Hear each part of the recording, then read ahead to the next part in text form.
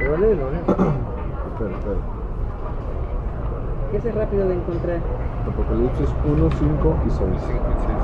Ok, perfecto. Dice: y de Jesucristo el testigo fiel, el primogénito de los muertos y el soberano de los reyes de la tierra, al que nos amó y nos lavó de nuestros pecados con su sangre, y nos hizo reyes y sacerdotes para Dios, su Padre. A Él sea gloria e imperio por los siglos de los siglos. Amén. Amén.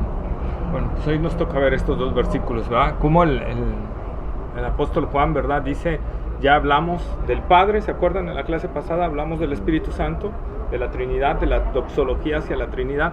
Y ahora viene una reflexión hacia Jesucristo, dice, y de Jesucristo el testigo fiel. Precisamente la pregunta que hacía Francisco hace como 2 semanas, ¿por qué testigo fiel? Bueno, porque Jesucristo vino a dar testimonio vivo de la verdad, testimonio vivo del Padre. Él vino a declarar realmente lo que el Padre es, ¿no? Por eso cuando Felipe le dice, Señor, muéstranos al Padre y nos basta. Y el Señor Jesús que le dice, Felipe, hace tanto tiempo que estoy con ustedes y no me han visto. El que me ha visto a mí, ha visto al Padre. Jesús era la misma esencia del Padre. Jesús vino a dar todo lo que el Padre era. Jesús era la palabra, el logos de Dios, la palabra que eternamente residía en Dios, ¿verdad? Entonces, esa palabra se hizo carne, ¿para qué? Para que nos viniera a hablar la verdad acerca de Dios, ¿verdad? Juan, eso lo encontramos en Juan capítulo 14, versículo 8 al 11, ¿va? Lo de Felipe. Juan 17, versos 6 al 8. Pues San Juan, ¿no? San Juan, sí, Evangelio de San Juan.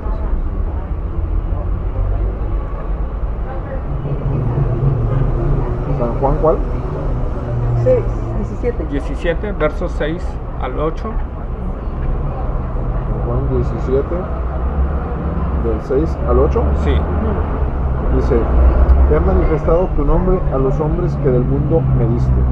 Tuyos eran y me los diste, y han guardado tu palabra. Ahora han conocido que todas las cosas que me has dado proceden de ti, porque las palabras que me diste les he dado, y ellos las recibieron y han conocido verdaderamente que salí de ti, y han creído que tú me enviaste.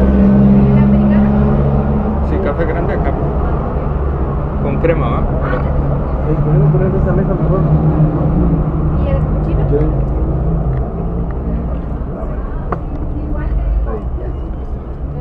Señorita. ¿Es cochino es tuyo? No, es de él. ¿Tú no pediste nada? Voy a pedir un té. Sí. ¿Quieres un té? No. ¿Me das un té de moras? Al tiempo. ¿Cómo se llama también? Ok. Sí, entonces vean lo que dice Jesús, ¿verdad? Principalmente en el versículo 8, porque las palabras que me diste las he dado y ellos las recibieron y han conocido. Exactamente lo que salió del Padre, todo Jesús nos los vino a plasmar, ¿verdad? Como fiel testigo. Entonces, ¿sí? que salí de ti y tú me enviaste, ¿no? Uh-huh. Por eso el credo apostólico dice que Jesús no fue creado, sino engendrado, ¿verdad? ¿Sí? Él es la palabra eterna que siempre estaba viviendo dentro del Padre, ¿sí? Eternamente. Entonces, cuando a su tiempo se hizo carne esa palabra, ese logos. Por eso Juan lo describe cuando hablamos de Juan 1:1, que dice: en el principio era el verbo y el verbo era con Dios y el verbo era Dios. La palabra logos, que se traduce como verbo en la Reina Valera, es lo que está hablando, es la palabra viva, como cuando dice el dicho, nosotros somos lo que hablamos, ¿sí? Así sucede, el logos es eso, el logos de Dios es lo que es Dios realmente en su palabra, y ese logos era una persona, Cristo, ¿sí? Entonces por eso es el testigo fiel, porque vino a dar fiel testimonio acerca del Padre, ¿verdad? Juan capítulo 1, versículos 17 y 18. San Juan 1, 17 y 18. San Juan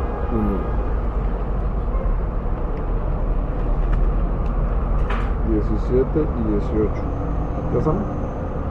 Dice: pues la ley por medio de Moisés fue dada, pero la gracia y la verdad vinieron por medio de Jesucristo. A Dios nadie le vio jamás. El unigénito Hijo que está en el seno del Padre, Él le ha dado a conocer. Entonces, ¿dónde estaba el unigénito? ¿En dónde? con este versículo? Que está en el seno del Padre, dice. ¿Verdad? Acá adentro. ¿Sí? Estaba acá adentro. Entonces, lo que les digo, de ahí fluyó esa palabra. ¿Sí? Entonces dice, Él le ha dado a conocer. O sea, para eso vino Jesús, a dar a conocer fielmente la palabra de Dios. Juan capítulo 18, versículo 37. San Juanico 18, 37. 37. Dice, le dijo entonces Pilato, luego, ¿eres tú rey? Respondió Jesús, tú dices que yo soy rey. Yo para esto he nacido y para esto he venido al mundo, para dar testimonio de la verdad. Todo aquel que es de la verdad oye mi voz. Entonces nosotros ahí vemos, ¿verdad? ¿Cuál fue el propósito del que vino Jesús? Dar testimonio. ¿Sí? O sea, y ahí se repite la palabra, ¿no? Él es testigo, como testigo, testimonio, atestiguar, que es la realidad, ¿no? La verdad. Él vino a dar testimonio de la verdad. ¿Y qué dice? Y aquí está una parte que siempre hemos hablado. Y todo aquel que es de la verdad, oye mi voz, ¿verdad? Todo aquel que es de la verdad, oye la voz de Dios. El que no es de la verdad, no oye la voz de Dios. Y esto también Pablo se lo dice a Timoteo, ¿verdad? En primera de Timoteo, capítulo 6, verso 13, habla de este mismo suceso, Pablo con Timoteo, del suceso de Cristo con Pilato, ¿verdad? Mientras lo buscan les voy diciendo, Pilato tuvo una oportunidad bien grande. ¿Cuál versículo? Primera de Timoteo, capítulo 6, versículo 13. Primera de Timoteo, Capítulo 6, versículo 13. Timoteo 8, 6. Ahora sí, repíteme que me distrae. Pilato tuvo una oportunidad muy grande, tuvo delante de él la verdad. A Cristo. Pilato era alguien que se interesaba por la verdad, por eso él lo que le dice luego, dice, ¿qué es la verdad? Cuando Jesús le dijo, yo soy la verdad, ¿qué es la verdad? Lo que yo hablo, ¿no? Lo que Sí. yo digo, lo que yo testifico, ¿no? ¿Sí? ¿Y qué prefirió Pilato? ¿Prefirió su posición política Que creer la verdad. que creer la verdad? O sea, él sabía que Jesús era inocente, él sabía que Jesús tenía palabras muy por encima de lo que él había oído, ¿sí? Él había oído de seguro a gente de la alcurnia filosófica de Roma, ¿verdad? Y los griegos, imagínense un hombre que tenía autoridad sobre todo Jerusalén. Sobre todo, sí. Entonces Pilato era un hombre influyente, un hombre allegado al gobierno romano, era el jefe de los centuriones. Entonces, él ya había oído a miles de filósofos y sabía que a quien tenía enfrente era alguien superior. Pero más sin embargo, ¿qué prefirió Pilato? Su posición. A veces eso es lo que nos impide a nosotros venir a los pies de Cristo, el sacrificar nuestro yo, nuestro egoísmo, nuestra soberbia, nuestro pecado, nuestros gustos, ¿verdad?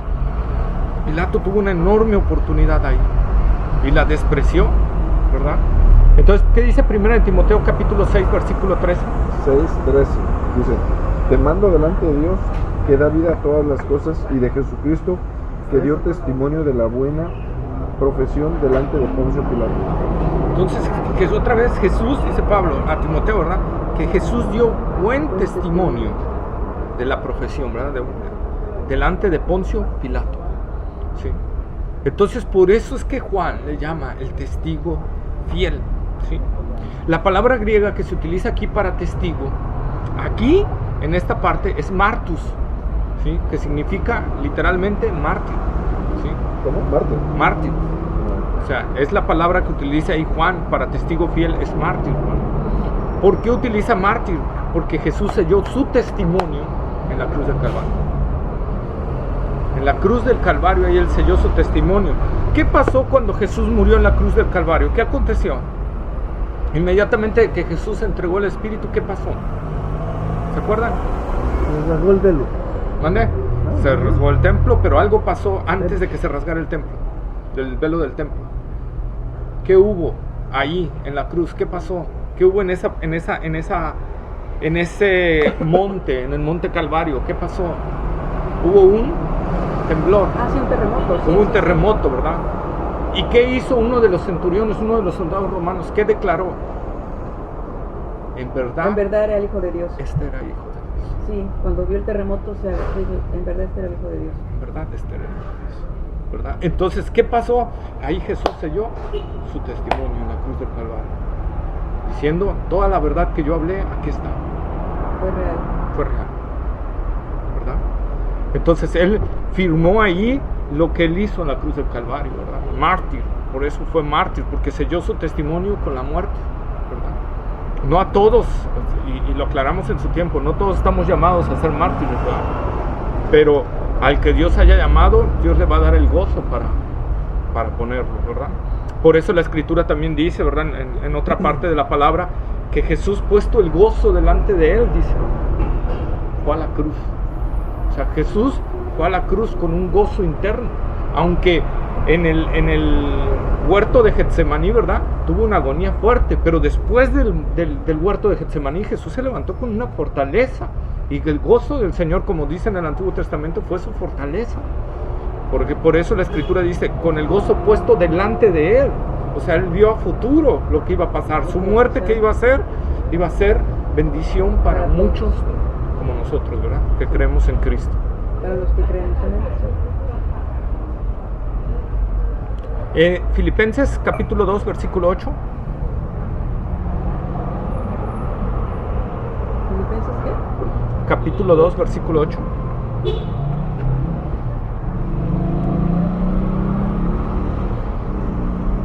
Filipenses Capítulo 2, versículo 8.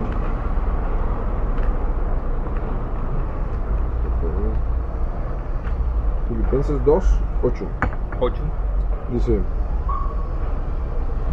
y estando en la condición de hombre, se humilló a sí mismo, haciéndose obediente hasta la muerte y muerte de cruz. Entonces él obedeció y fue un testimonio real. Entonces cuando Juan está hablando aquí de acerca del testigo fiel, aplicándolo ahora a Apocalipsis, es que lo que Juan está diciendo, lo que Jesús me va a revelar y me está revelando, es algo fiel, es algo real, porque él es alguien que no miente, no hay mentira para nada en él. Entonces por eso lo llama el testigo fiel, para que nosotros tengamos una certeza de que la revelación que Jesús le está dando a Juan, ¿verdad?, es totalmente verídica y se va a cumplir, ¿sí? Luego dice, al testigo fiel, ¿al qué? El primogénito de los muertos. Ok, aquí a veces algunos se basan para querer romper la deidad de Jesucristo, ¿verdad? Pero la palabra primogénito no siempre significa el primero en nacer. A veces en el Antiguo Testamento significa realeza, hegemonía, valor, poder, ¿verdad?, que sobresale en algo más que otros. Eso también significaba primogénito. No siempre primogénito era el primero que llega a algo así, supongo. Así es. Seas el último, pero llegas a hacer algo, ¿no? Hacer algo. Por ejemplo, aquí quizás no el primero en tiempo, así sino en llegar a ser punto, ¿no? ¿Sí? O estar en una condición que te haya llevado a. David pudo haber sido primogénito, aunque era el séptimo, ¿no? Así es. Porque fue el rey. Pero Pablo en Corintios habla de que es el primero en que resucita. Pues el primero resucita a Jesús, bueno, no sé si es ahí, y luego resucitan los que están muertos en Cristo. Es lo que ahorita es lo que vamos a ver. El primogénito de los muertos, ¿a qué se refiere? Aquí, si hablamos de resurrección, si tomamos esto como resurrección, tenemos que ver a qué se refiere. Por ejemplo, el primogénito de los muertos, hablando en el sentido de que fue el primero que se levantó de los muertos. ¿En qué sentido? Porque realmente no sería el primero que se levantó de los muertos, porque cuando Jesús murió, las tumbas se abrieron y varios resucitaron. Al momento que él muere. Al momento que él muere. Ajá, sí, ya. Y podemos estar en el caso, por ejemplo, en el Antiguo Testamento, de cuando Eliseo resucita al hijo de la tsunamita. Y podemos ir con todos los casos que Jesús resucitó a personas muertas. El caso de Lázaro, que ya llevaba 4 días de haber muerto y resucitó. ¿A qué significaba? Y es a donde vamos a llevar, ¿verdad? Al primogénito de los muertos. En primer lugar, aquí lo que está diciendo Juan con el primogénito de los muertos es que la muerte de Jesús es la muerte por excelencia, ¿verdad? ¿Qué quiero decir con esto? que gracias a la muerte de Jesús ha sido la muerte más valiosa para Dios y para toda la humanidad. Porque a través del sacrificio de Cristo, de que Jesús derramó su sangre, su vida, que eso es lo que significa, ¿verdad? La sangre, es que derramó su vida ahí en la cruz del Calvario, que murió ahí, nosotros pudimos tener salvación. Ni David cuando murió, ni nadie podía darle una esperanza a su pueblo. Es más, cuando Isaías ve la visión de Isaías capítulo 6, versículo 1, cuando dice: yo vi al Señor sentado sobre un trono alto y sublime en los días de la muerte del rey Usías. Acababa de morir ese rey. Y lo más seguro es que Isaías estaba congojado. ¿Por qué? Porque Usías llevó al reino de Israel a una hegemonía tremenda, un poderío militar tremendo. ¿Qué es hegemonía? ¿Rango? Un rango por arriba, tener poder sobre otros, estar por arriba de otros. Entonces lo llevó a un poderío militar. Usías era alguien muy inteligente y diseñó armas que en su tiempo eran otro rollo. Entonces Israel estaba con ese rey fascinado, ¿verdad? Pero de repente se muere el rey. ¿Y ahora qué vamos a hacer? Y es cuando Isaías ve la visión, ¿verdad? Se murió un hombre, se murió Isaías, se murió el rey Usías, pero Usías era un hombre. Yo sigo sentado en el trono, Isaías. Por eso es que vio esa visión de al Señor sentado en el trono, ¿sí? Sí, dolía, como diciendo el Señor: sí, yo entiendo que les duele, pero entiendan que su muerte y hasta ahí acabó, pero yo sigo reinando. En el caso de Jesucristo, su muerte simbolizó para nosotros nueva vida, ¿verdad?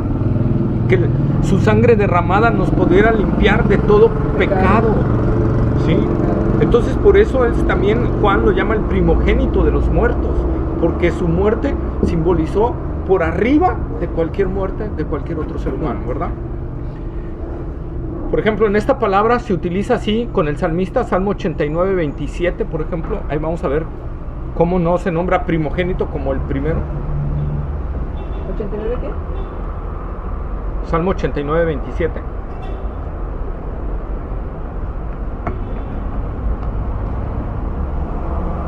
¿Salmo cuál? 89, 27.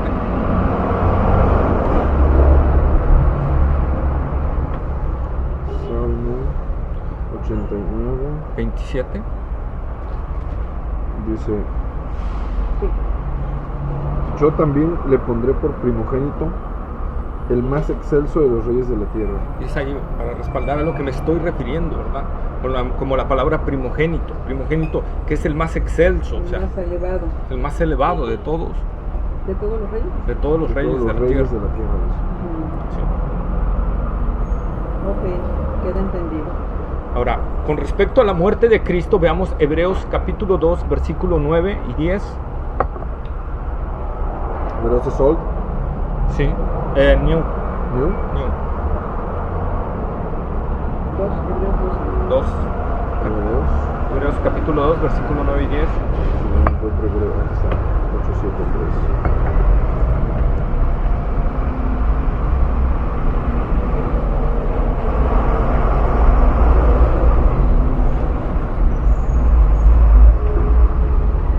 ¿Hebreos cuál? 2. 2, 9 y 10. 9 y 10. Dice: pero vemos a aquel que fue hecho un poco menor que los ángeles, a Jesús, coronado de gloria y de honra, a causa del padecimiento de la muerte, para que por la gracia de Dios gustase la muerte por todos, porque convenía aquel por cuya causa son todas las cosas y por quien todas las cosas subsisten, que habiendo de llevar muchos hijos a la gloria, perfeccionase por aflicciones el autor de la salvación de ellos. Entonces nosotros vemos, ¿verdad? Ahí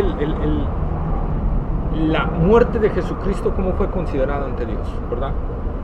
Como la más grande muerte, ¿verdad? ¿Sí? Ahora, no solo Juan lo está tomando en este sentido, sino también está hablando parte de lo que decía aquí Francisco, lo está tomando en el sentido de la resurrección, ¿verdad? En el sentido de resucitar como el primogénito de los muertos. Y ahí es donde nosotros tenemos que ver, y lo que les decía, ¿en qué sentido? Pues si varios resucitaron antes, ¿sí? Que era el más grande, el excelso. Que su resurrección, en primer lugar, la resurrección de Cristo fue la más excelsa. O sea, no hay nada como ya. Ante Dios simbolizó que lo que hizo su Hijo fue lo máximo. Fue aceptado y levantado. La resurrección de Cristo también simboliza que Jesús era divino, ¿sí? Simple y sencillamente. ¿Por qué? Porque intervino ahí la Trinidad en la resurrección. Dice que Dios lo levantó con su poder. En otra parte dice que el Espíritu Santo lo levantó. Y en otra parte Jesús dijo: yo con mi mismo poder me la van a quitar, pero yo mismo me la voy a regresar. Entonces intervino la Trinidad en esa resurrección. Entonces en la resurrección de Cristo fue mucho mejor que las otras resurrecciones. Fue más excelsa. ¿Por qué? Porque los que resucitaban anteriormente, resucitaban solo para qué. Ya, resucitaron y volvían a morir, ¿sí? En el caso de Cristo resucitó y ya no volverá a morir jamás.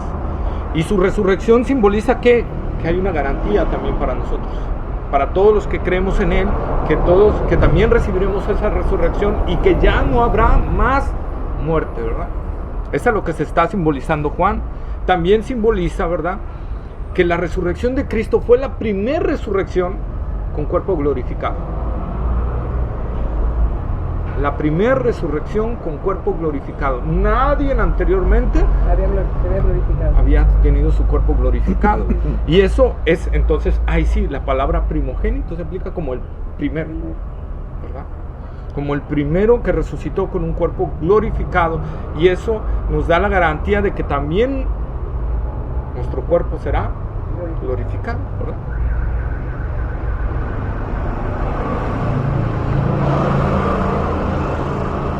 Colosenses 1:18, por favor.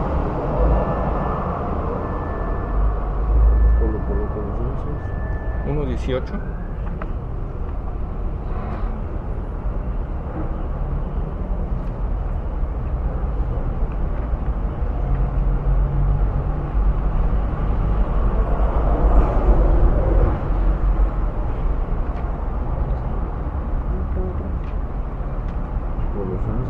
Colosenses es que 1:18. 1:18. 1:18 dice: y Él es la cabeza del cuerpo, que es la iglesia. Él que es el principio, el primogénito de entre los muertos, para que en todo tenga la preeminencia. Ok, y es a lo que se refiere. Ahí estaba Pablo hablando. Y ahorita viene el texto precisamente que decía Francisco, 1 de Corintios 15:23. 1 de Corintios 15:23.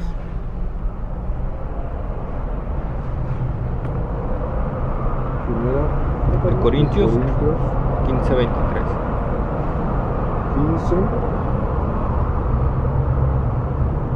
15:23 dice: pero cada uno en su debido orden, Cristo las primicias, luego los que son de Cristo en su venida. ¿Sí se va? Okay. 1 de Corintios 15:23, ¿verdad? Cristo, la primicia, el primogénito, en resucitar con un cuerpo glorificado. Es a lo que se está refiriendo. El primero, un cuerpo glorificado y que sube al cielo con ese cuerpo glorificado. Y eso es la garantía de... Y luego, dice Pablo, Los nosotros, que son de Cristo. ¿verdad? Los que somos de Cristo. Luego nosotros también seremos llevados allá arriba con un nuevo cuerpo. Y es por eso que en esos sentidos Juan está utilizando ahí la palabra. El testigo fiel, o sea, que su testimonio es real, que lo que está dando ahí en el Apocalipsis es cierto. Y como el primogénito, tanto en su muerte como en su resurrección, en la magnitud de lo que es y en el agrado al Padre, entonces todo lo que él está diciendo, el Padre lo va a respaldar. ¿Ok? Luego sigue, y el soberano, ahí en Apocalipsis 1:5, y el soberano de los reyes de la tierra, ¿verdad? Que dice, el testigo fiel, el primogénito de los muertos, y el soberano de los reyes de la tierra. Este título de soberano de los reyes de la tierra va ligado con las dos anteriores, el testigo fiel y el primogénito de los muertos, ¿verdad? Porque cuando Jesús resucita, Jesús entrega su vida y es obediente al Padre y llega hasta la muerte y muerte de cruz y resucita. Dice la palabra de Dios en Filipenses, ¿verdad? Que Dios le dio un nombre que es sobre todo nombre, para que en el nombre de Jesús se doble toda rodilla de los que están en los cielos, en la tierra y debajo de la tierra. ¿Sí? Entonces, cuando Jesús, por su testimonio fiel, por su mártir fiel, ¿verdad?, por llevar esa palabra viva, esa verdad, y predicarla con verdad y sostenerla hasta la muerte de cruz, ¿verdad?, y por esa resurrección gloriosa, Jesús le da un nombre que es, el Padre le da un nombre como soberano de los reyes de la tierra, ¿verdad? Y lo vamos a ir viendo. Jesús, en la muerte, en la cruz del Calvario, derrotó a Satanás y sus ángeles. Recordemos que cuando el hombre cayó en pecado, Dios, antes de caer en pecado, Adán, ¿qué le había dado Dios a Adán? Su mujer. ¿Qué le había dado Dios a Adán? ¿Qué le dio Dios a Adán? ¿Qué le dijo? Cuando lo puso Tendrás autoridad sobre todo. Sí, que tendrá autoridad sobre todo. Así es, que iba a señorear sobre toda esa creación, ¿verdad? Dios, como soberano y Señor, le plació darle una autoridad al hombre de señorear sobre todo lo que él había hecho en la tierra. Sobre los animales, Sobre todo. ¿Qué pasó en el momento en que Satanás tienta a Eva y hace caer a Adán por ende? Le quitó ese poder, ¿no? Hace que Satanás le arrebate ese poder. No por derecho, sino por arrebatamiento. Sí. Le arrebata eso y le quita eso. Y entonces Satanás tiene a las naciones en su poder. Por eso en la tentación de Jesús en el desierto, le dice a Jesús, todo esto te daré. Dice que lo subió, ¿verdad?, a un monte alto, y le enseñó las naciones. Y le dijo, todo esto te voy a dar si en este momento me adoras. Jesús no le dijo, mentiroso Satanás, eso le pertenece a mi Padre. No. Porque lo tiene en claro. Era cierto, Jesús no le podía decir algo que Oye, era pero falso. ¿en qué momento dice la Biblia eso? ¿Eh? ¿En qué momento dice la Biblia que le quitó al hombre la autoridad? O que le arrebató al... No dice eso, pero por la tentación nosotros lo podemos ver. Pero ¿dónde te dice, por ejemplo, Satanás Se adueñó. se adueñó, adquirió, Se apoderó. obtuvo, apoderó? No te lo dice la palabra, pero te lo dice a través de la tentación. Si no, ¿en qué momento hubiera sido de Satanás eso? Jesús le hubiera dicho, Satanás no es tuyo, es del hombre. Así de sencillo. ¿Me traes una servilleta? O le hubiera dicho, ¿Me traes una servilleta? mentiroso Satanás, esto no es de nadie. O le hubiera dicho, mentiroso Satanás, esto es de mi Padre. Pero Jesús le dijo, escrito está, al Señor tu Dios adorarás y a Él solo servirás. Jesús no le rebatió a Satanás de que no eran suyos los reinos, eran suyos. Por eso es que dice el pasaje, ¿verdad?, de Colosenses capítulo 2, versículo 15. Lean.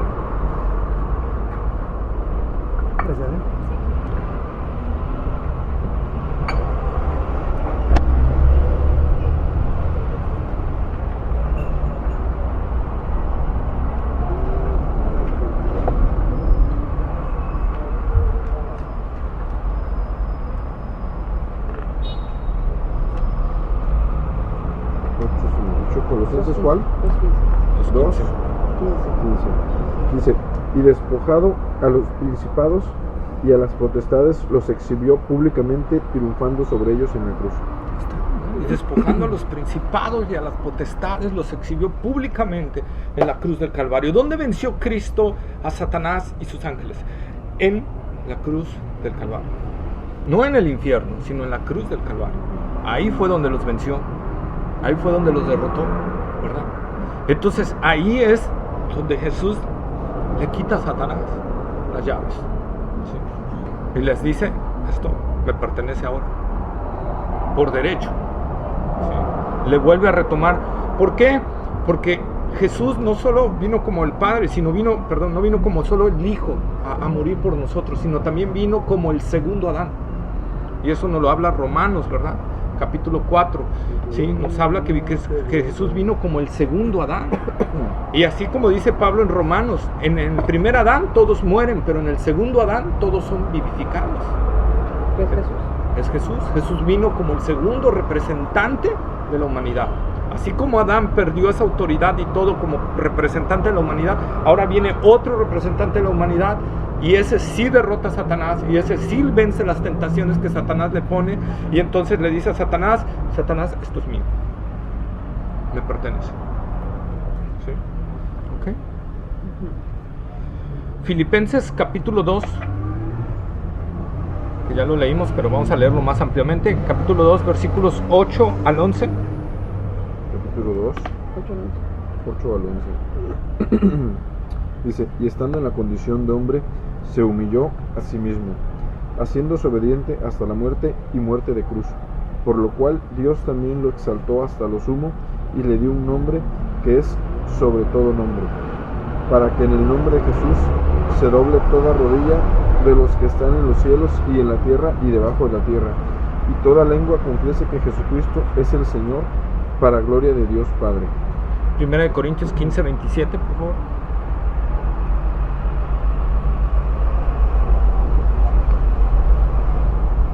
Primera de Corintios 15, 27. Primera de Corintios 15, 27. Dice, porque todas las cosas las sujetó debajo de sus pies, y cuando dice que todas las cosas han sido sujetadas a él, claramente se exceptúa aquel que sujetó a él todas las cosas. Okay. Entonces dice la palabra de Dios, ¿verdad?, que por la obra de Cristo Dios le dio todo y lo sujetó todo a él, ¿verdad? Entonces, si ya todo está sujeto a Cristo, ¿por qué no vemos el cambio aún? El cambio. ¿Por qué no vemos si ya Jesús le arrebató la autoridad a Satanás? Si ya Jesús venció a Satanás y a sus demonios en la cruz del Calvario. Si ya Jesús ahora tiene la autoridad otra vez como el segundo Adán. ¿Por qué las cosas no han cambiado en esto? ¿Verdad? Ya vimos lo que les decía. Por ejemplo, Primera de Juan 5:19. Primera de Juan 5:19.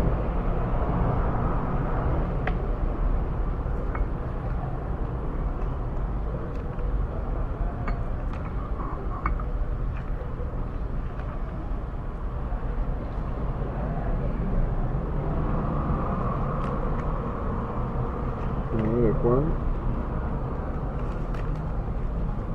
8. 5. Primera de Juan 5:19. Primera de Juan 5, 19. Dice, sabemos que somos de Dios y el mundo... En la segunda de Juan. No, aquí está bien. primera. Ya, Es que aquí ya, arriba sí, dice, sí, tienes razón. sabemos que somos de Dios y el mundo entero está bajo el maligno. ¿Ok? Entonces aquí el apóstol Juan, el mismo que escribió el Apocalipsis, está diciendo, el mundo entero está bajo ¿quién? Bajo el maligno. ¿Por qué el mundo entero sigue estando bajo el maligno si Jesús ya lo derrotó y ya le quitó esa autoridad? Bueno, ¿se acuerdan de esa parábola que Jesús dijo en el Evangelio, verdad? De un hombre que llegó de un rey que llegó a un lugar y de repente dijo, tengo que salir a un viaje, pero voy a regresar, ¿verdad? Así fue lo que hizo Jesús, le quitó, pero va ante su Padre, ¿verdad? A él.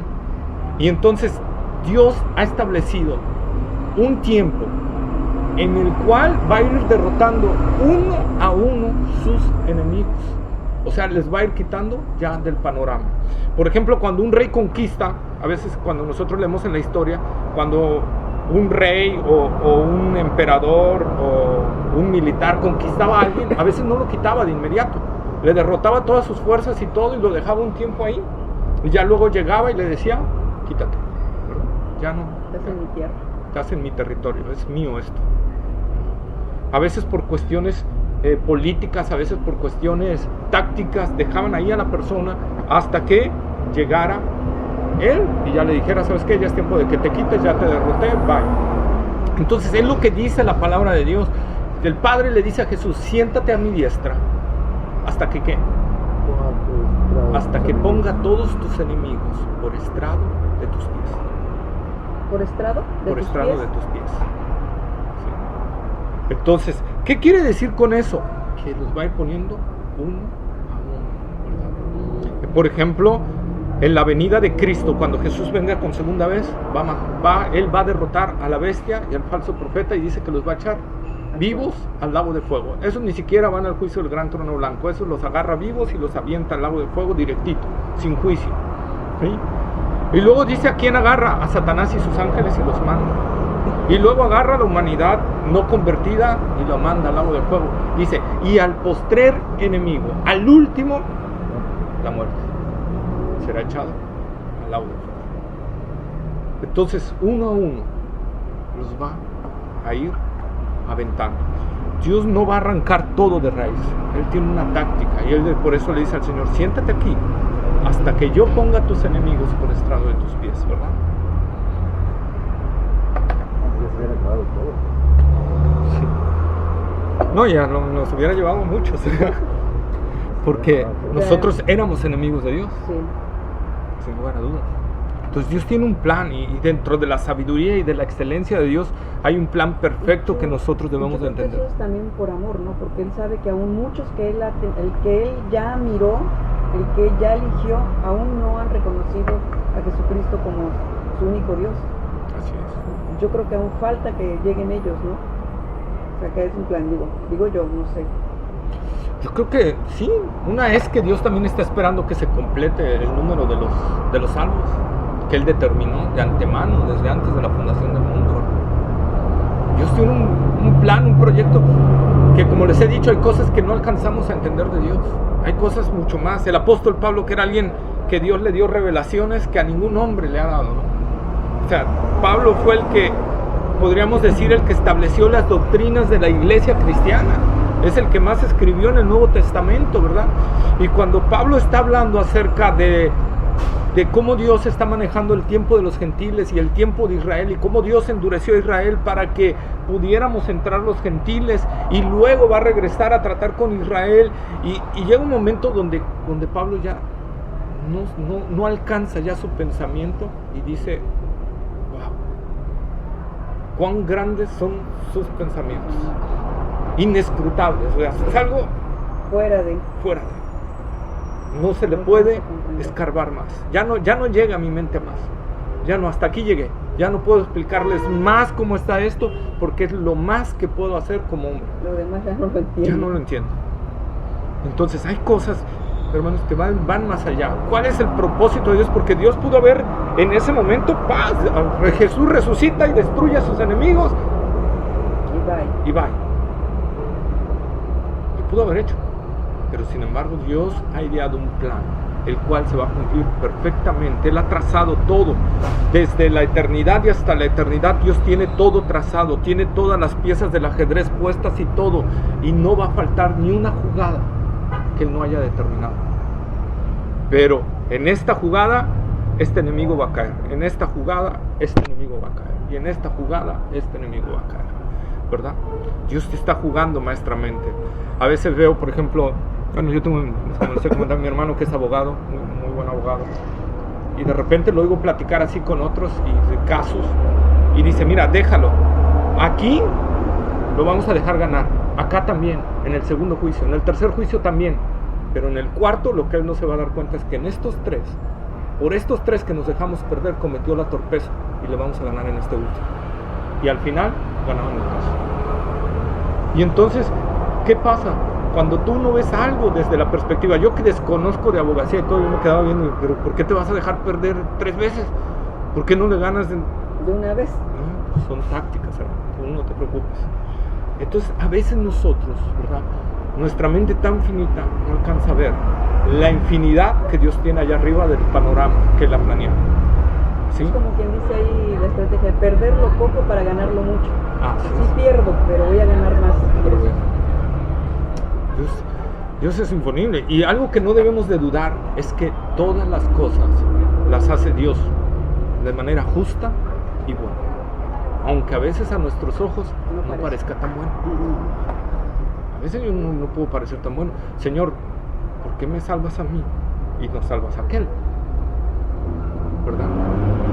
Señor, aquel es mucho mejor que aquel, y salvaste a aquel en lugar de este. Yo hubiera hecho al revés, Señor. Pues tan solo en el Calvario, ¿a quién salvó? Así es. A un asesino, maldito, ladrón, lo que sea, nada más porque dijo, Señor, o sea, yo quiero estar donde tú Quiero estás. Sí. Cuenta, Cierto. inclusive ahorita que dijiste eso me acordé, cuentan ahí que en Estados Unidos hubo un asesino multiserial, pero que no le tenía miedo ni a la policía, ni a nada. Lo llevaron ante el juez le dictaminó sentencia, este hombre se levantó y le insultó al juez, y el juez le dijo, ¿qué no sabes que yo soy la autoridad? A mí me importa lo que Dios te puedo mandar a la silla eléctrica, no me interesa, mándeme a donde quiera. Es una persona sin sentimientos, sin nada. Lo dictaminaron a la silla eléctrica. Una noche anterior lo fue un pastor a visitar y le predicó el evangelio. ¿Y saben lo que hizo este hombre? Le dijo, sáquese con su Biblia por otro lado. Yo no quiero nada, yo mañana muero y se acabó todo. Y dice el pastor que ya se estaba retirando, y en eso le llegó una palabra del Señor. Y volteó y le dijo, hoy a las 4 de la mañana Jesús te va a visitar. Y agarró y dice, usted es tan loco, o sea, Jesús no existe, Señor. Cuentan, y eso porque a las 6 de la mañana lo electrocutaban. Cuentan los guardias que a las 4 de la mañana ese hombre gritaba, guardias, guardias. Y lo vinieron a ver, ¿qué pasó? ¿Qué hora es? 4 de la mañana. Dice que ese hombre se hincó como un niño y empezó a llorar y aceptó a Jesucristo como su Señor. A las 6 de la mañana lo electrocutaron. Un hombre asesino que mató mucha gente, Dios lo salvó al final. ¿Por qué? Porque así quiso. Y es algo que no alcanzamos a entender. Bueno, si vemos lo que dice la escritura y que has comentado varias veces, que Dios ha predestinado a muchos desde antes de la... ¿no? Sí. Por algo es que ha dicho Jesús, vayan y prediquen el Evangelio. Porque no, porque dice que escuchan mi voz, ¿no? Así es. Entonces hay mucha gente que a lo mejor ha estado predestinada, pero todavía no escucha el llamado, y el llamado a lo mejor es eso. Cuando tú le hablas del Evangelio de Cristo, ¿verdad? Cuando vemos a Pablo, ahorita que estoy viendo Hechos, Pedro habla de la crucifixión de Cristo, de su resucitación, ¿no? Entonces ahí en esos capítulos veo como la gente se arrepiente, ¿no? En ese momento, ¿no? Pero se arrepiente después de que escuche el Evangelio. O sea, yo lo escucho así como que hay mucha gente que está esperando que se active ese llamado, pero tiene que ser a través del Evangelio, y entonces responderán, ¿no? Exacto. El ejemplo que tú pones es algo muy claro, ¿no? Esa persona pudo haber estado todo el tiempo inactivo, por así decirlo, ¿no? Pero el momento que le hablas del Evangelio, si fue llamado, en ese momento es respondido su llamado. Sí. Entonces a lo mejor por eso que dice, vayan y hagan discípulos y vean el Evangelio, ¿no? Sean testigos desde Jerusalén, Judea, Samaria, hasta donde llegue el mundo, ¿no? Amén. Por eso dice la Escritura que el Evangelio es poder de Dios para salvación a todo aquel que cree. El Evangelio, el predicar, dice que Dios agradó salvar a la gente no por la sabiduría, sino por la locura de la predicación. Esa locura de que te prediquen de un hombre que murió en la cruz del Calvario y que derramó su sangre por mí. ¿Eso qué tiene que ver? Eso es una locura. Por eso los romanos, Pablo dice ahí la locura de la predicación. ¿Por qué? Porque los romanos decían, o sea, que están locos esos cristianos, ¿qué tienen en la cabeza? Es una locura. ¿Cómo que un hombre que matamos, que crucificó el poderoso imperio romano en la cruz del Calvario, resulta que es más poderoso que el imperio romano y que los va a salvar del imperio romano? Por favor, están locos esos cristianos, ¿no? Pero es como Dios le ha placido salvar a través de esa locura, de esa predicación sencilla. Cristo murió por ti, murió por tus pecados. Solo es que tú te arrepientas y creas en eso. Así de sencillo es el Evangelio. Pero la gente no quiere. De hecho, le siguen diciendo locos a los cristianos. Es loco. Porque a lo mejor no es predestinado a la persona. Porque yo lo veo así como un ejemplo muy fácil, ¿no? Yo me acuerdo mucho cuando era chiquito y de repente te decían, chamacos, ya métanse. Nunca te decía tu nombre, nunca te decía nada. Pero todos los que éramos de esa casa corríamos al llamado. Sí. Y nunca dijeron nombre, ¿no? Ya métanse, ya es tarde. O sea, tú sabías perfectamente en el momento que tenías el llamado quién te hablaba. Así. Entonces me imagino que sucede algo similar de manera espiritual. Debe de suceder, si no, ¿cómo vas a poder, por eso se habla, los que recibieron mi palabra, ¿no? Así es. Entonces, y otros no, otros dicen, no. Los que la leen, la oyen y la practican, ¿no? La practican. Acuérdense que eso lo vimos cuando vimos lo del orden de la salvación, ¿no? Que primero Dios tiene que actuar en nosotros. Si no, no hay forma. Cuando nos predican el evangelio y lo recibimos es porque Dios ya actuó en nosotros. Entonces por eso recibimos esa palabra, porque ya nuestro corazón estaba transformado. Antes de que llegara esa palabra a nuestro oído, nuestro corazón ya había sido transformado. Entonces esa palabra entró y cayó en buena tierra. ¿Por qué? Porque el corazón ya estaba preparado por Dios. Entonces eso es lo que pasa. Ahora, dentro de la predestinación que hablamos, que Dios predestina gente, no excluye la responsabilidad humana. El hombre es responsable de su rechazo al evangelio. Porque el evangelio, Jesús no murió nada más por los escogidos, ¿verdad? Jesús murió por todo el mundo. Juan 3:16 dice que murió por todo el mundo. Su sangre fue derramada por toda la humanidad. El problema es que el hombre no quiere arrepentirse. Dice la palabra de Dios que el hombre amó más las tinieblas que la luz. Y ese amor más por su vida, por su forma de vivir, por su pecado, por las cosas que le agradan, que desea, hace que rechace el evangelio. No es porque Dios no es una doble predestinación lo que quiero decir. O sea, que Dios predestinó a unos para salvación y a otros los predestinó para condenación. Dios predestinó para salvación y a los demás los dejó a su corazón.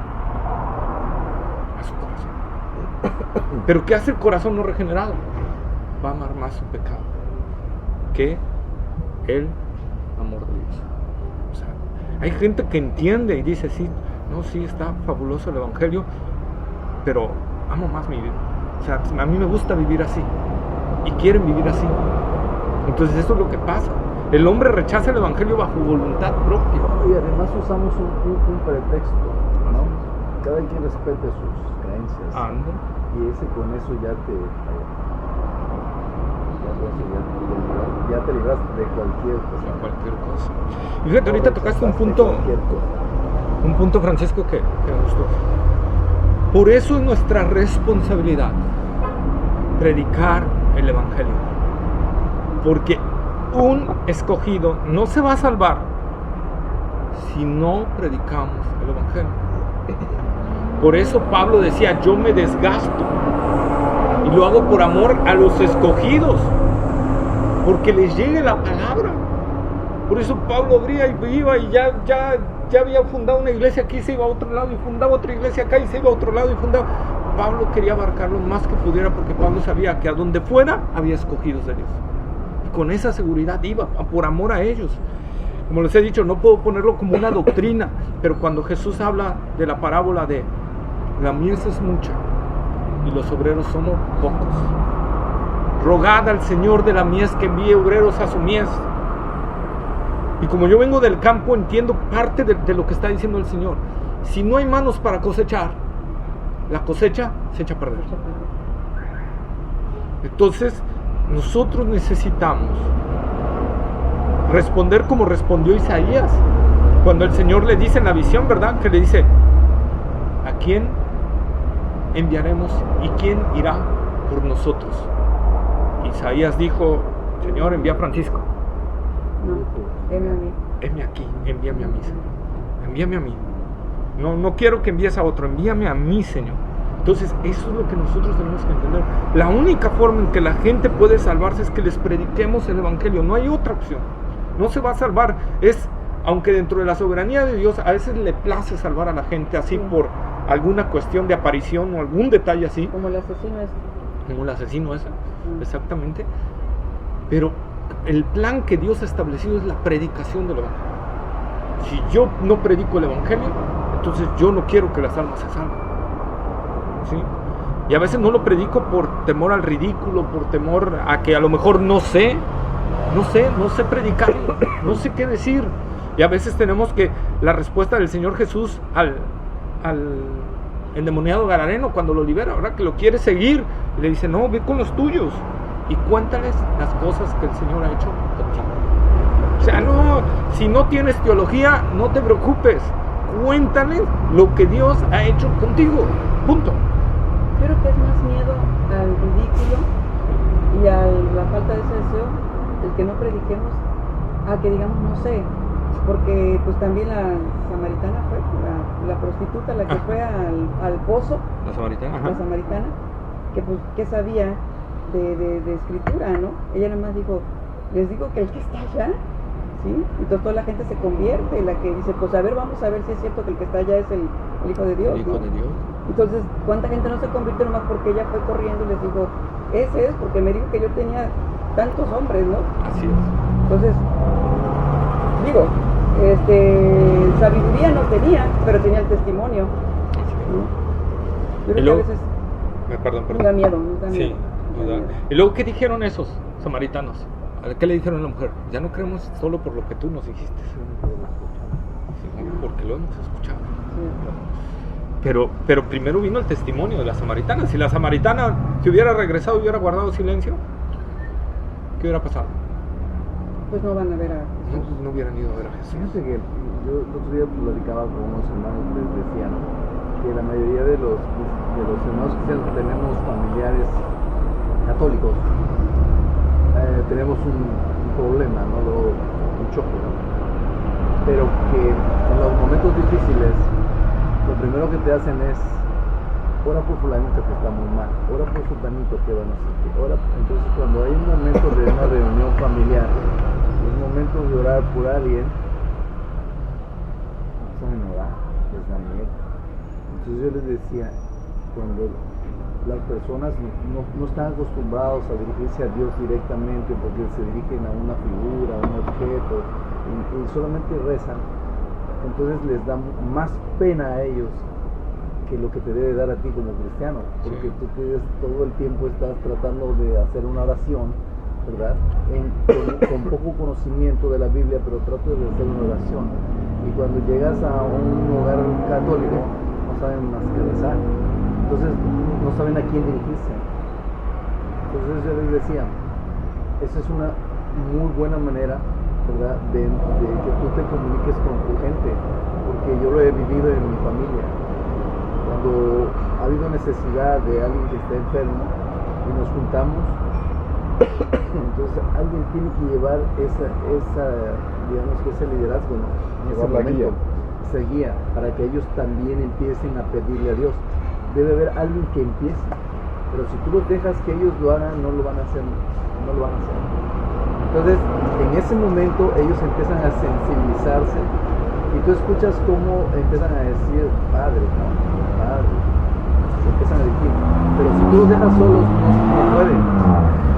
Entonces, yo siempre les he dicho, cuando tú eres una persona cristiana y tienes conocimiento y vas a estar de una persona, procura orar junto a él, o sea, con él, procura orar con él, porque siempre te va a poner todas sus creencias por enfrente.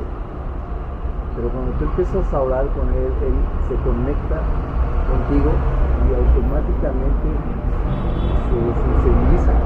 Y entonces se quita todas las creencias y olvida todos sus santos y todo, y empieza a pedirle al Padre. Así a mí, yo lo he escuchado, lo he observado mucho en mi familia, tienen unos figuras así enormes, ¿no? Grandísimos, unos altares enormes. Pero en los momentos más difíciles, eso es lo que yo he observado. Sí. Lo que tenemos que hacer, y yo creo que no hemos hecho y a veces pues debemos de arrepentirnos también de nuestra insensibilidad, ¿no? Es, ¿qué tanto he orado por ellos? ¿Cuántas lágrimas he derramado? Por ejemplo, yo les he hablado y a veces hablo que, por ejemplo, hay gente que predica que no tiene muy buena doctrina, pero tiene un corazón para Dios. Por ejemplo, Carlos Anacondia tiene algunas doctrinas que no estoy de acuerdo con él, pero ese hombre derrama lágrimas por la gente, que cuando va a salir a las campañas derrama lágrimas. Lo entrevistaron un día los noticieros y le dijo la reportera, ¿cuál es el éxito? ¿Cuál es el secreto de su éxito? Y él dijo, ¿éxito? Yo no sé lo que es esa palabra. Yo lo único que sé es que antes de salir a predicarle el evangelio a esas personas, yo riego mis sábanas y mis almohadas de lágrimas por ellos. Es lo único que sé. De ahí no sé más, porque todo lo hace Él. Entonces nosotros debemos de ver ese punto. O sea, a veces cuánto nos hemos esforzado en la oración por ellos, cuánto le hemos derramado lágrimas al Señor por nuestras seres queridos, por la gente que amamos, por los amigos, cuánto lo hemos hecho, cuánto le hemos invertido de tiempo en orar por ellos, en clamar por esa gente, en que no se vayan al infierno. O sea, ¿cuánto? Señor, ten misericordia de ellos, así como la tuviste con este vil pecador, tenla con ellos, Señor. Tenla con ellos. Señor, tú solo puedes ayudarlos a romper su corazón, que está tan lleno de egoísmo, de pecado, de cosas. Entonces a veces nos falta eso, esa sensibilidad, ese amor por las almas. Jesús vino a morir en la cruz del Calvario, sí, por los escogidos, pero esos escogidos eran enemigos. Esos, y lo vamos a ver más adelante, después en los versículos 7 y 8, vamos a ver cómo Jesús viene por los que le crucificaron, por los que le atravesaron. Viene por el pueblo que lo rechazó y lo llevó a la cruz del Calvario. Jesús viene por ellos y los sigue amando como los amaba antes, los sigue amando igual, a pesar de que lo rechazaron, a pesar de que lo llevaron a la cruz, a pesar de que prefirieron a un ladrón que a él. Él dice: yo muero por ellos. Entonces ese es el gran amor de Dios, ¿no? Apocalipsis capítulo 19, versículos 11 al 16. Apocalipsis. Capítulo 19, versículos 11 al 16. 11 al 16. Ok. Dice: entonces vi al cielo abierto, y he aquí un caballo blanco, y el que lo montaba se llamaba Fiel y Verdadero, y con justicia juzga y pelea. Sus ojos eran como llama de fuego, y había en su cabeza muchas diademas, y tenía un nombre escrito que ninguno conocía sino él mismo. Estaba vestido de una ropa teñida de sangre, y su nombre es el Verbo de Dios. Y los ejércitos celestiales, vestidos de lino finísimo, blanco y limpio, le seguían en caballos blancos. De su boca sale una espada aguda para herir con ella a las naciones, y él las regirá con vara de hierro. Y él pisa el lagar del vino del futuro, del vino del furor y de la ira de Dios Todopoderoso, y en su vestidura y en su muslo tiene escrito este nombre: Rey de Reyes y Señor de Señores. Ahí es cuando ya él viene entonces a tomar ya su reino y todo, ¿verdad? Y viene con todo a tomarlo. ¿Sí? ¿Por qué? Es que el otro día explicabas en el Apocalipsis que hay muchas representaciones, ¿no? En este caso representan que viene en un caballo blanco, ¿no? Y el que lo montaba, ¿no? Como lo está viendo como una persona aquí en la tierra, ¿no? Como tú ves a una persona montando la figura, ¿no? ¿Por qué lo representa de esa manera? O sea, con ojos de fuego. ¿Por qué lo verá de esa forma? Lo vamos a ver en su determinado tiempo. Cada cosa tiene un simbolismo. Los ojos de fuego es que todo lo escudriña, todo, hasta lo más profundo. Todo lo ve. Todo, o sea, llega a su así como el fuego consume y va abriendo paso, así es los ojos del Señor, ¿verdad? Y cada caso, lo blanco significa su santidad, la santidad de Dios. Entonces cada cosa va teniendo un detalle, ¿sí? Y lo vamos a ver cuando lleguemos ahí, ¿no? Se ven por qué. Y también nosotros, dice la palabra de Dios, y ahí está uno, los ejércitos celestiales, nosotros, vestidos de lino finísimo. El lino fino, ¿qué quiere decir? Dice que son las buenas obras que hicimos. Entonces, somos nosotros, blanco y limpio, le seguían en caballos blancos, ¿verdad?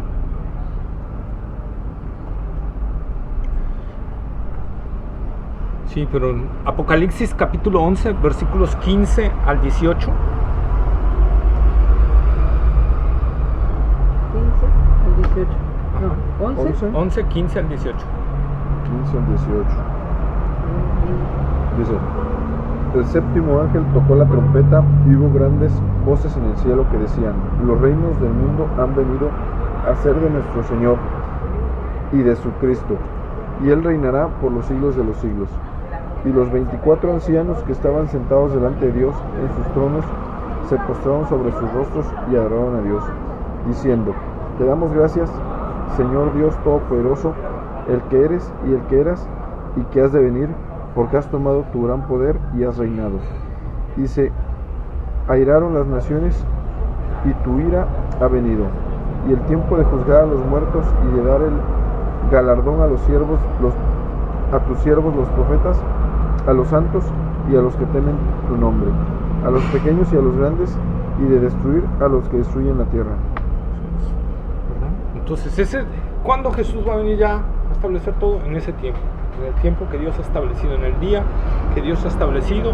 Él va a regresar por segunda vez, ¿verdad? Y entonces va a establecer ahora sí su reino, ¿verdad?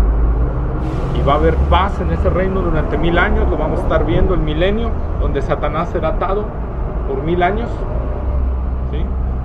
Y ahí también vamos a ver un simbolismo que hay, porque dice que Satanás es atado con una cadena. Pero ¿cómo un espíritu puede ser atado con una cadena? Entonces vamos a ver qué significa, ¿no? En los lugares. Pero Y las cosas. entonces nosotros estamos viendo al testigo fiel, al primogénito de los muertos y al soberano de los reyes de la tierra, ¿sí? Como soberano, Él decide en qué momento va a venir a ajustar cuentas, ¿sí? Y luego dice: al que nos amó y nos lavó de nuestros pecados con su sangre. Fíjense, aquí hay una traducción no tan buena, porque en realidad debe de decir al que nos ama. En el griego es lo que está, aquí está el pasado, al que nos amó, ¿verdad? Y aquí está en un presente continuo, al que nos ama. Como dice por ahí, leo varios comentarios para leerlo, y el que más me gustó, Samuel Pérez Milos, decía: en realidad es como si Juan estuviera diciendo: al que nos amó, al que nos ama y nos amará perpetuamente, ¿sí? Entonces es a lo que se está refiriendo Juan, al que nos amó, porque ¿qué dice Dios al profeta Jeremías? Con amor eterno te he amado, por tanto te prolongué mi misericordia, ¿verdad? Con amor eterno, quiere decir desde antes hasta el final, y por eso prolongó su misericordia. La palabra de Dios dice que fuimos escogidos ¿desde cuándo? Desde antes de la fundación del mundo, ¿verdad? Entonces nosotros podemos ver en Efesios, por ejemplo, en Efesios capítulo 1, nosotros leemos que Dios nos amó desde antes de la fundación del mundo. En Efesios 1 dice que Él nos amó y nos conoció desde antes de la fundación del mundo. Su amor se plasmó en nosotros desde antes de formar todas las cosas. Entonces ahí está, al que nos amó, al que nos ama. Su amor fue mostrado, el amor más grande de Dios, la manera más excelsa como Dios mostró su amor es matando a su propio hijo, por amor a nosotros, llevándolo a la cruz, desamparándolo, dejándolo ahí, ¿verdad? Cargando sobre él su ira. Entonces es la manera más grande como Dios mostró su amor para nosotros. Y su amor no solo lo mostró ahí en la cruz del Calvario, sino también nos lo muestra día a día, a día, a día. Porque respiramos gracias a que cada día Dios nos da vida y nos da respirar. Tenemos salud porque Dios nos permite tener salud. Mientras Dios nos esté sustentando, nosotros podemos hacer lo que podemos hacer. Pero si Dios quitara un poquito el dedo, hasta ahí llegamos. Hasta ahí llegamos. Por eso decía Jeremías en Lamentaciones capítulo 3, versículo 22 al 23. Dice, se los voy a leer.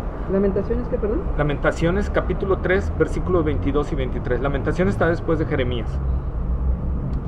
Por la misericordia de Jehová no hemos sido consumidos, porque nunca decayeron sus misericordias. Nuevas son cada mañana, grande es tu fidelidad. ¿Sí?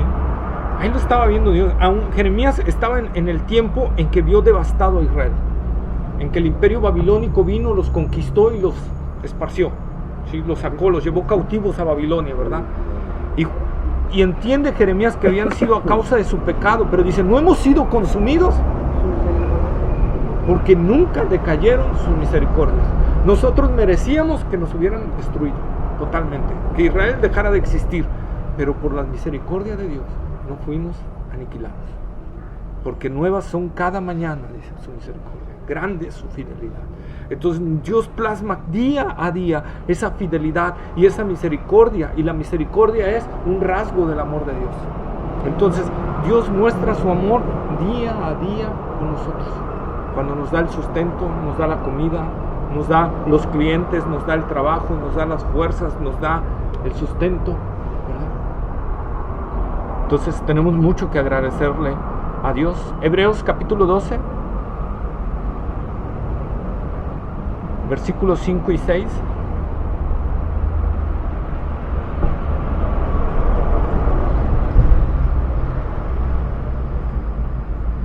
¿Hebreos cuál? 12, 12, 5 y 6.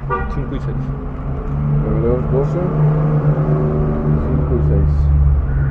Dice: y habéis ya olvidado la exhortación que como a hijos se os dirige diciendo: Hijo mío, no menosprecies la disciplina del Señor, ni desmayes cuando eres reprendido por Él. 5 y 6, ¿verdad? Ajá. Sí. Porque el Señor al que ama disciplina y azota a todo el que recibe por hijo. Entonces aquí, ¿verdad? Es al que ama disciplina, ¿verdad? Hebreos 11, no, Hebreos 12.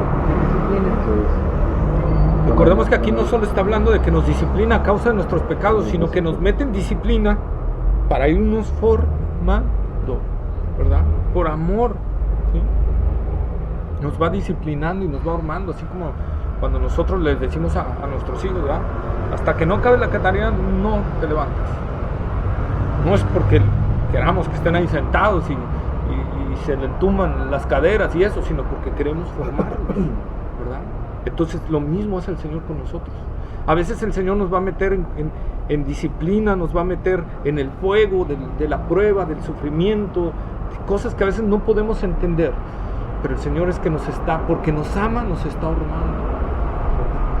Nos está formando, y eso lo hace por amor a nosotros. Ahí podemos ver el amor de Dios. Por eso dice: al que nos amó, al que nos ama y nos seguirá amando.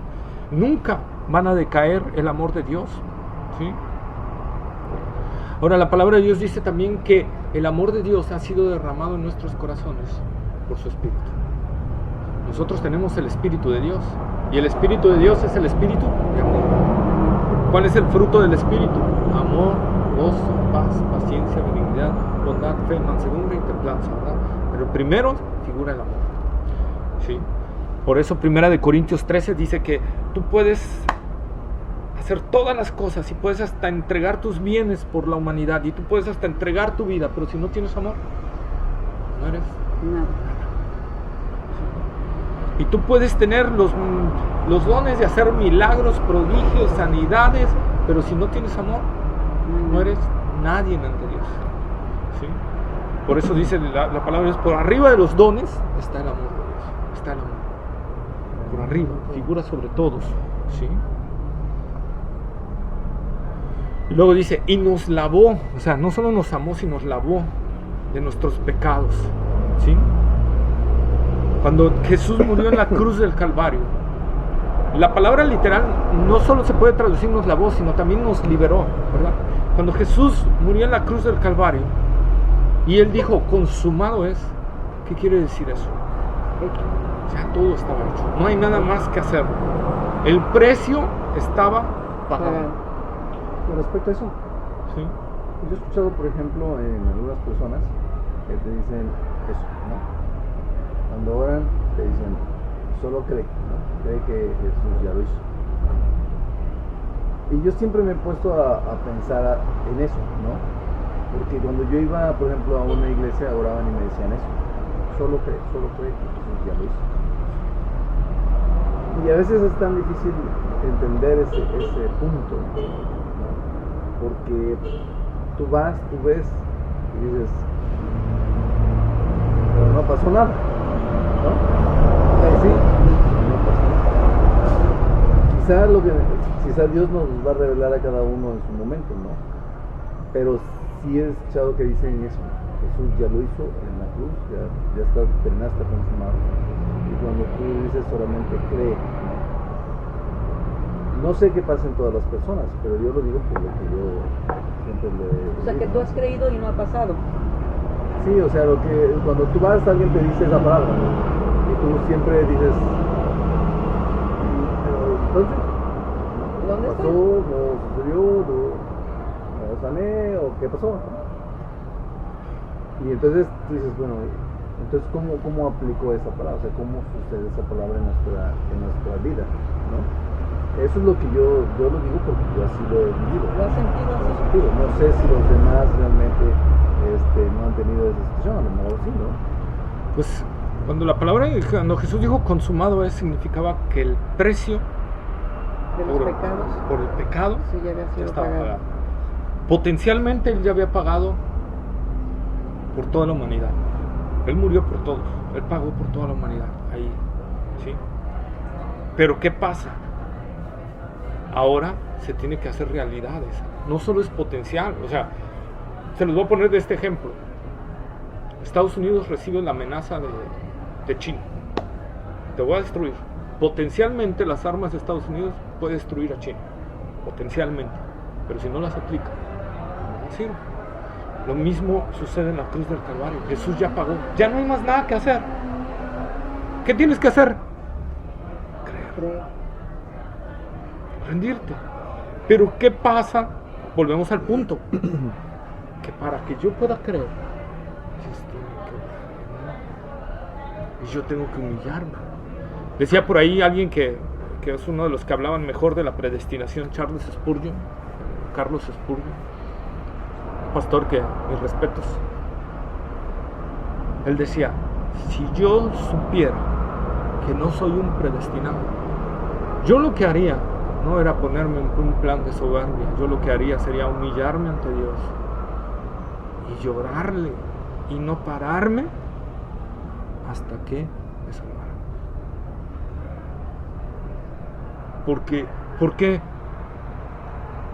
aquí, o sea, la cuestión no es lo que voy a pasar aquí, la cuestión es la eternidad. Y ahí es lo que yo tengo que ver. Aquí puedo vivir como se me plazca y puedo hacer las cosas que se me plazcan y puedo disfrutar y todo, pero el día que voy a comparecer ante Dios, ¿qué va a pasar? Entonces yo decía, prefiero perder mi tiempo llorando ante Dios que me salve a perderlo así. Y si nosotros vemos los casos de salvación que hubo en la Biblia anotados, la gente venía. Por ejemplo, el carcelero de Filipos, ¿verdad? Cuando ve que todas las celdas se habían abierto, el terremoto que hubo y todas las celdas abiertas y no vio a los presos, y dice, me mato. ¿Por qué? Porque los guardias que estaban a cargo de los calabozos y de las cárceles pagaban con su vida si un preso se les iba. Entonces él dijo, se me fueron todos, me mato de una vez. Aparte de que era denigrante para ellos que se les escapara uno, pagaban con su vida. Si venían y les revisaban y veían que alguien se había fugado, los mataban. Entonces él se iba a matar. Entonces Pablo desde adentro del calabozo, ¿verdad?, le dice, no te mates, todos estamos aquí. Imagínense el gran poder de Dios, que no solo abrió las cárceles, no permitió que ningún preso se fuera. ¿Por qué? Me espantó, todo un disgusto. Varios hubieran salido corriendo, pero nadie salió corriendo, nadie se escapó. ¿Por qué? Dios tenía un plan con el carcelero de Filipos. Y el carcelero de Filipos, ¿qué hizo cuando Pablo le dijo, no te mates, todos estamos aquí? ¡Bum! Corrió hacia donde estaba Pablo y le dijo, ¿qué necesito para ser salvo? Pero la interrogante es, ¿por qué le viene con esa pregunta a Pablo? Porque ya le nació acá adentro algo. Sí, porque algo había pasado en su corazón. Había en su corazón. Y dos, porque Pablo era alguien que no perdía el tiempo mientras estaba en la cárcel. De seguro ahí en la cárcel le estaba gritando al carcelero de Filipos, Cristo te ama, mira esto, ¿verdad? Y cuando él vio todo eso, dijo, esto es real. Entonces va ante Pablo y le dice que se postre y le dice, ¿qué necesito hacer para ser salvo? Y ahí Pablo le dice, pues mira, tienes que hacer una oración, tienes que bautizarte, tienes que... No, le dice, cree. ¿Por qué? Porque Pablo vio en el carcelero de Filipos que ya estaba arrepentido. Entonces solo te basta que creas. Y entonces ahí es donde viene el punto, ¿verdad? Y es ahí donde vuelve a hacer lo que no, nada es por obras. Así es. solamente cree Solamente cree. que Dios. Igual vemos, por ejemplo, el eunuco, el etíope, ¿verdad? Que Felipe, el Señor lo manda dice que vino un ángel a Felipe y le dijo, vete a tal lugar, a tal camino desierto. Imagínense, como le decía yo en el grupo del sábado, imagínate que el Señor te dice, pues ve al desierto de Coahuila y párate ahí en ese camino donde no pasa nadie, ¿no? Señor, como que ¿de aquí voy a evangelizar ahí, Señor? Las víboras. A las víboras, ¿o qué? ¿No? Y va Felipe y resulta que ahí venía el eunuco etíope, ¿verdad? Que era el tesorero de una reina, de la reina de Etiopía. Entonces venía por ahí y venía leyendo el libro del profeta Isaías. Y se le acerca a Felipe y le dice, ¿qué lees? Leo el profeta Isaías. No lo entiendo. ¿Y le entiendes? Pues, ¿cómo voy a entender si alguien no me explica? Yo lo leo porque quiero conocer la verdad, pero no lo entiendo. Entonces dice Felipe, bueno, te explico. Y le empieza a explicar. ¿Qué pasa con la vida? Dice que van camino y el etíope ve un lugar para bautizarse. Y le dice, ahí hay agua, ¿qué me impide que yo sea bautizado? O sea, no salió ni de Felipe. Él te tienes que bautizar, sino ese hombre sufrió una transformación a raíz de la predicación que le estaba dando. Es decir, sí, de corazón. Así es. Y realmente de corazón. De corazón.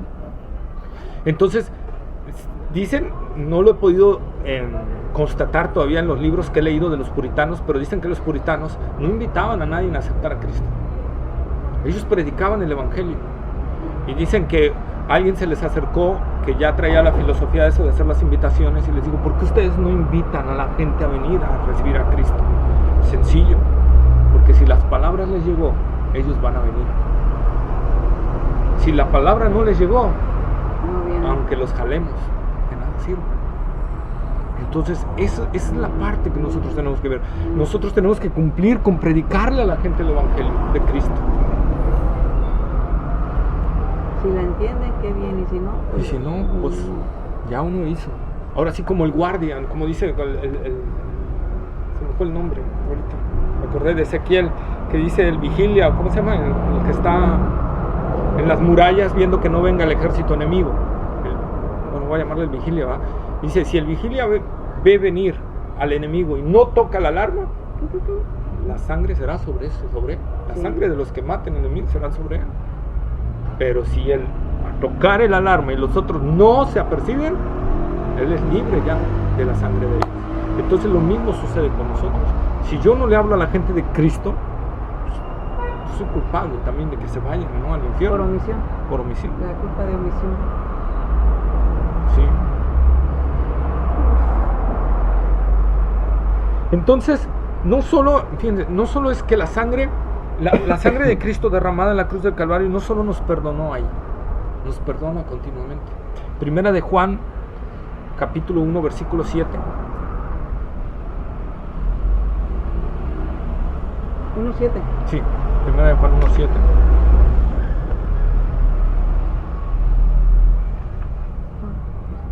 Más adelante las cartas. Sí, es de las cartas, ya casi por Apocalipsis. Acá. Casi al final. ¿San Juan nada más? No, primera de Juan. Son cartas. Primera de Juan. Aquí está. Primera de Juan, acá está.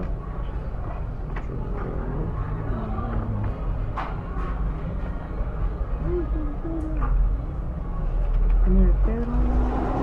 Primera de Juan, capítulo 1, versículo 7. Primera de Juanito. 1:7. 1:7. Ay Dios, ya son las 10. Pero si andamos en luz, como Él está en luz, tenemos comunión unos con otros, y la sangre de Jesucristo su Hijo nos limpia de todo pecado. Fíjense, ¿verdad? Como dice aquí Juan, y la sangre de Jesucristo su Hijo nos limpia de todo pecado. Ahí también el verbo limpiar está en presente continuo. ¿Qué quiere decir esto? ¿Que cuando yo peco arriba en el cielo, la sangre de Cristo en el altar me está limpiando? No. Lo que quiere decir es que lo que Cristo hizo en la cruz del Calvario, la sangre que Él derramó ahí, no solo limpió mi pecado, sino esa sangre pagó todos los pecados que yo estoy cometiendo, todas mis imperfecciones. Los anteriores, los presentes y los futuros. Eso es a lo que se refiere Juan. Por eso dice que su sangre nos limpia de todo pecado. O sea, Él ya pagó en la cruz y ya pagó todos mis pecados. Ya soy limpio totalmente. Dios ya no me atañe el pecado, ¿verdad? Entonces es a lo que se está refiriendo Juan, por eso dice ya, al que nos amó y nos lavó de nuestros pecados, nos liberó totalmente, nos liberó del poder del pecado y de Satanás. Ahora, ¿cómo vamos a utilizar esa libertad? Esa es la pregunta que nos tenemos que hacer. ¿Cómo estoy respondiendo a lo que Cristo hizo por mí en la cruz del Calvario? ¿Cómo estoy en gratitud a Él respondiendo? Porque la gratitud demuestra mucho en nosotros. ¿Cómo estoy respondiendo por gratitud? ¿Verdad? Como el apóstol Pablo, ¿verdad? Gratitud al Señor. No dejaba un lugar sin evangelizar. En gratitud al Señor dio su vida, ¿verdad? En gratitud al Señor se entregó por completo. ¿Yo qué estoy haciendo con lo que Cristo ha hecho por mí? ¿Estoy respondiendo a lo que el Señor hizo por mí? No por obras, porque aclaramos que las obras no sirven, pero por gratitud. ¿Qué estoy haciendo? ¿Sí? Vamos a dejarla ahí porque si no nos van a correr y... Vamos a...